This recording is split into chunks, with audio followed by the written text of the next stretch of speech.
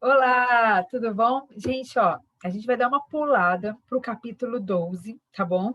E vai pular lá para o capítulo 78, beleza? Sexta-feira eu volto um pouquinho e inicio esse capítulo. Inicio e concluo. Você vai entender o porquê, tá bom? Já vou deixar para vocês aí o bizu, nosso conteúdo de prova vai ser o capítulo 11, então a gente vai trabalhar ele com mais calma nas próximas aulas. Mas, importante para a sua realização da T1 são alguns conceitos que eu quero que você abra lá na página 78, tá? Na sexta-feira eu vou falar melhor, né, sobre essa T1, mas vamos falar um pouquinho, né? Esse capítulo 12, que é o último capítulo do nosso livro, fala um pouquinho de arte e tecnologia. E uma das tecnologias e uma das artes mais atuais é a web art, tá? Ou a arte em rede. E aí a gente vai ver um pouquinho sobre isso. É, obviamente, né, já que é uma web arte, utiliza a internet como forma de produção artística. Um dos aspectos mais interessantes é a combinação entre internet e a arte. É a possibilidade de interação simultânea de um número indeterminado de pessoas. Então, a gente pode fazer um movimento artístico, uma ideia de arte onde o mundo inteiro esteja conectado. Nessa época de pandemia, isso aconteceu por demais. Né? As lives, as exposições, sabe? Todas as outras formas de espaços públicos que a gente não podia estar, né, por conta da aglomeração, a internet fez essa ponte, tá? Então, assim, na pandemia, a web art foi muito, na pandemia está sendo, né, usada. Então, ó, foi com a web art que o sonho de divulgação em massa do objeto de arte se concretizou por completo, pois a manifestação artística acontece em um espaço virtual, o qual qualquer pessoa com conexão à internet pode acessar.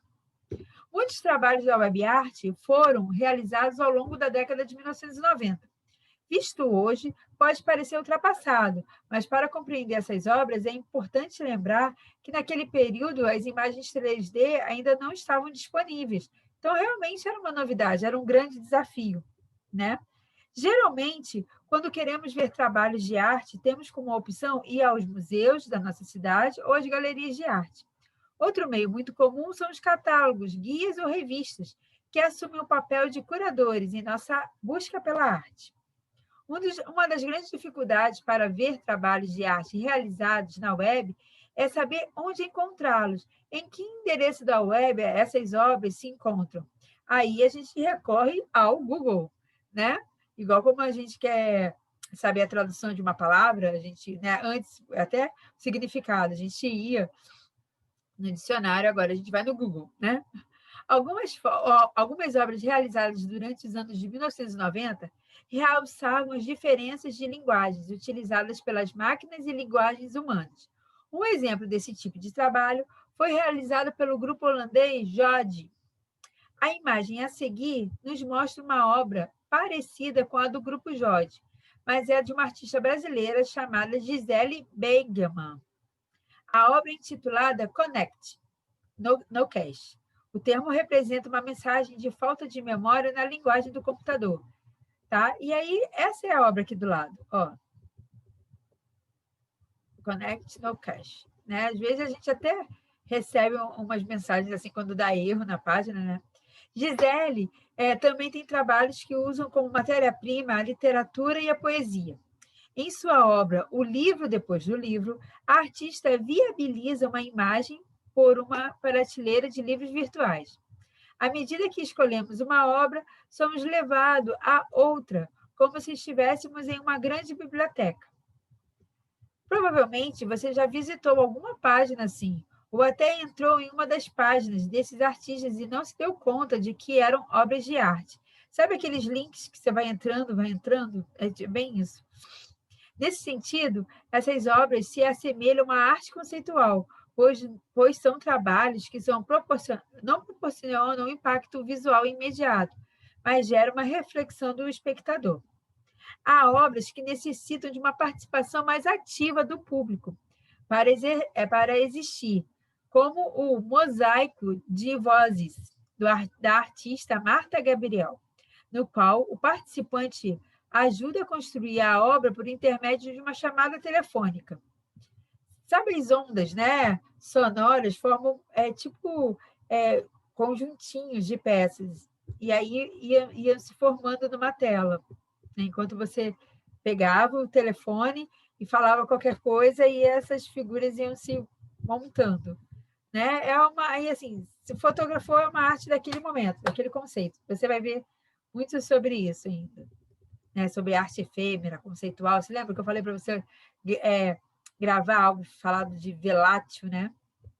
E aí eu pergunto para você: você acredita que, de alguma maneira, as obras que são construídas junto com o público refletem a sociedade? Sua diversidade, suas tristezas, felicidades, suas angústias e sonhos? Se você acha que sim, coloque lá no comentário e justifique. Se você acha que não, coloque lá nos comentários e justifique. Na plataforma, viu, galera?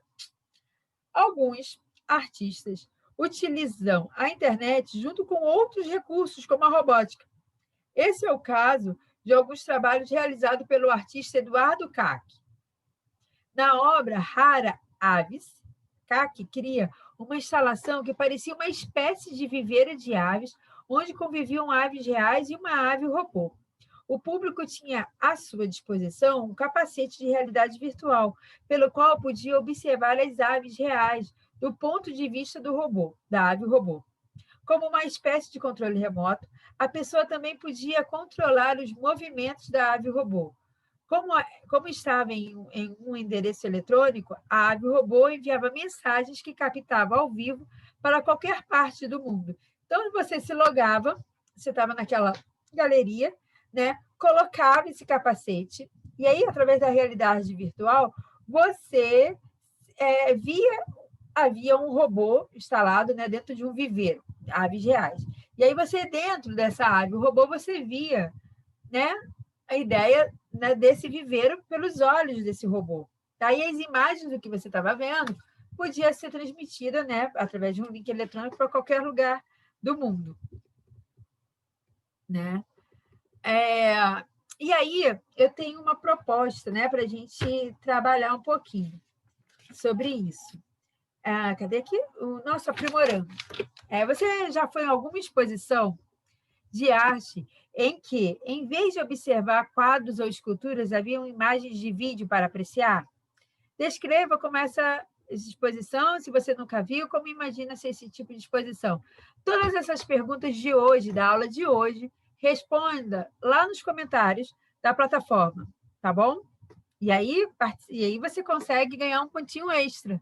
Né? Então, já que você está aqui, responde ali rapidinho, sem problema nenhum. Tá? Então, você acha? Você já foi? Como foi a sensação? Tá? Possivelmente, você utilizou algum programa de computador. Já parou para pensar em quem cria essas ferramentas? O programador é o que desenvolve softwares, que são programas para escrever, calcular, desenhar, entre outros. Além de criá-los, ele está sempre aprimorando esses recursos de forma que sejam fáceis de manusear. Né? A área da computação, do TI, é muito grande. Né? E, de repente, se você for para essa área, você também vai ter uma gama de possibilidades. Né? E a arte, como a web art, precisa de computadores, precisa de profissionais. Né? E se você souber um pouco de arte, souber um pouco de programação, olha aí, você já está feito no mercado, nesse tipo de mercado. A produção do artista, que vamos estudar, se apropria de alguns desses programas para realizar suas obras.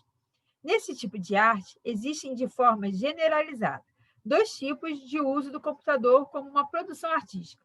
O primeiro, uso da linguagem da programação pronta, baseada em 0 e 1. O segundo são novos programas criados pelos próprios artistas. No Brasil, um dos primeiros artistas a criar obras inteiramente produzidas no computador foi Valdemar Cordeiro. O artista se tornou programador para criar obras como Beabá, derivadas de uma imagem, entre outras. Isso ocorreu nas décadas de 1960 e 70, período em que os computadores não eram ainda capazes de manejar muita informação, e era aqueles, nossa, coisas enormes, grandonas.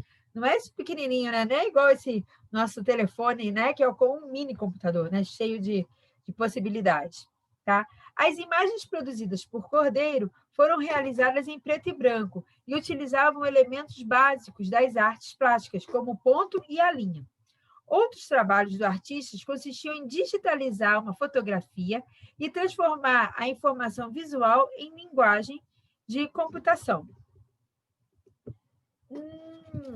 Tem um exercício do Itaú Cultural que eu vou colocar para vocês agora, que é justamente essa obra, né? Um olhar, uma análise em cima de uma obra do Valdemar Cordeiro, já falei com ele, do Valdemar Cordeiro, que é bem interessante, né? Você vai ver assim, nossa, uma análise diferente em cima de um quadro. Deixa eu colocar aqui para vocês. Sair ali rapidinho. Deixa eu ver se eu consigo achar esse exercício. E aí, rapidinho, né? Exercício de análise e composição. Olha que forma muito interessante de analisar uma obra. E como você sabe já o que é uma arte conceitual, vai ficar mais fácil de entender essa análise, tá? Então, foi em cima de uma das obras dele, expostas lá no Itaú Cultural.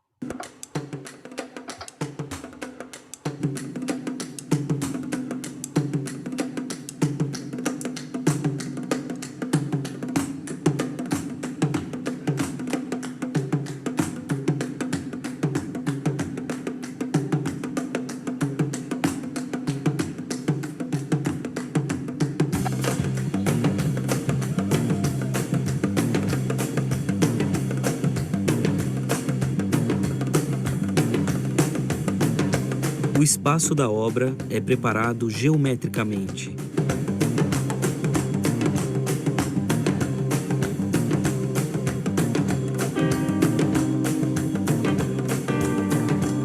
O quadrado é uma figura simétrica.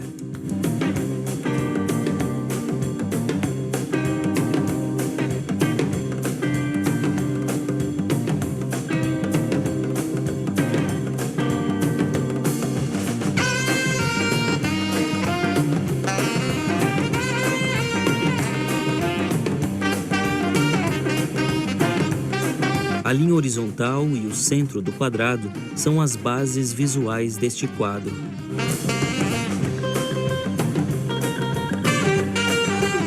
A simetria do quadrado e a centralização da figura da obra são elementos importantes nesta composição.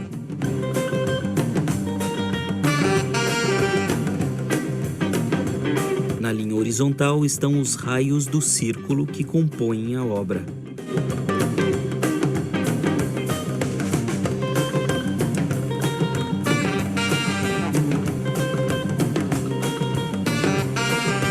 O centro da obra é o centro do círculo principal.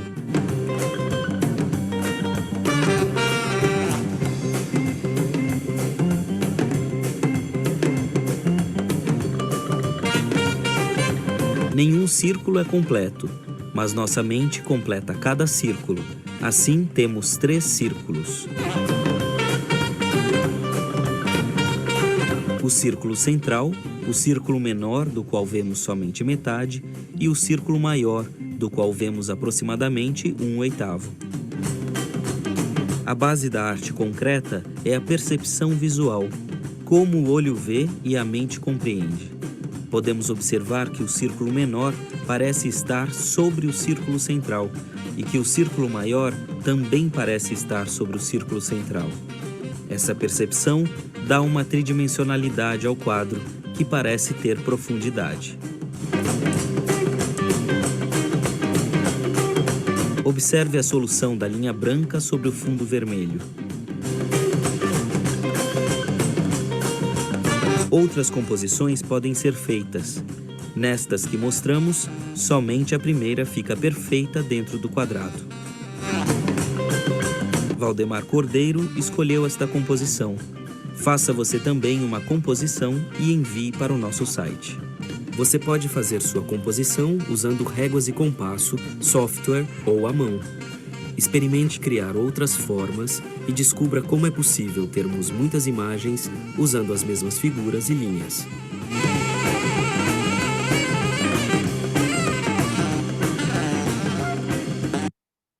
E aí, o que acharam?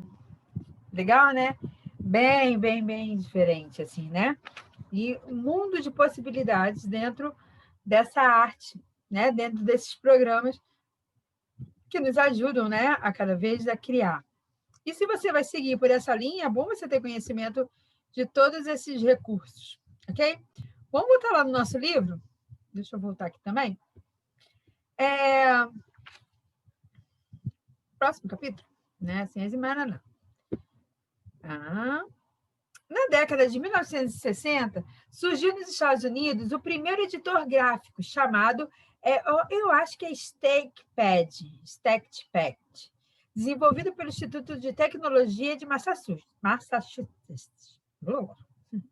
Esse editor possibilitava a modificação de imagens gráficas. Atualmente, existem 2 tipos de linguagem utilizados por programas de computador para edição de imagem: mapa de bit e imagem vetorial. Tá? São programas e linguagens muito técnicos, né? Que você só irá desenvolver se seguir por esse caminho da tecnologia, do TI, tá? E de programação. É importante você já ter esse tipo de conhecimento, tá? Os programas de mapa de bits são utilizados por fotógrafos para retocar imagens e adicionar efeitos. Já os programas que trabalham com imagem vetorial são mais utilizados por arquitetos e engenheiros para a elaboração dos seus projetos. Então, você tem aí outras profissões usando de tecnologia, tá? E você pode se desenvolver nessa área aí absurdamente, tá? Então, aqui, observe as imagens a seguir. Então, a gente tem uma ideia de o desenho criado por um programa de desenho vetorial, né? Que sempre tem as linhas e os planos de fuga. Imagem de fotografia com retoques de um programa de mapa e bit, né? Para produzir obras complexas, é necessário as 2 ferramentas, como o exemplo a seguir. Então, quando a gente vê propaganda, né, até o ato de... Alguém deve ter feito aquela imagem antes de você copiar e colar, né? Na imagem abaixo, podemos observar a combinação dos programas mapa de bits e imagem vetorial. Observe a imagem que inicialmente era vetorial e ficou mais rica com o programa de mapa de bit, que possibilitou a aplicação de texturas, luzes e sombras, como se nota na grama e nas nuvens. Tá? Então, aqui é a junção do preto e branco com a cor, com a fotografia. Tá? Isso são recursos que vai se adquirindo e vai se melhorando com o passar do tempo. É com essas e outras combinações de ferramentas que os desenhistas gráficos, os criadores de games e os especialistas em efeitos especiais trabalham e criam as mais variadas situações artísticas. Tá? Então, é com a linguagem de computação, sim, se faz arte, sim, faz arte riquíssimas, belíssimas, premiadíssimas e rendáveis. Ok? Então, aqui, ó, faça uma lista das principais tecnologias desenvolvidas no século XX e XXI. Na sua opinião, a arte e a tecnologia podem andar juntas? Justifique. Responda a essa e a todas as outras perguntas feitas nesse tópicozinho de web art, tá? Lá na plataforma, se você quiser ganhar o pontinho extra. Só responder. Ok? Na sexta-feira, a gente vai falar um pouquinho de videoarte, tá? Vai fazer a introdução, né? Porque agora eu finalizei o capítulo, vou fazer a introdução desse capítulo e já vou falar da T1, tá? Então, fiquem ligados, na sexta-feira a gente se fala. E querendo ganhar um ponto extra, agora é só responder. Um beijo, fica com Deus e até o Zoom. Tchau, tchau.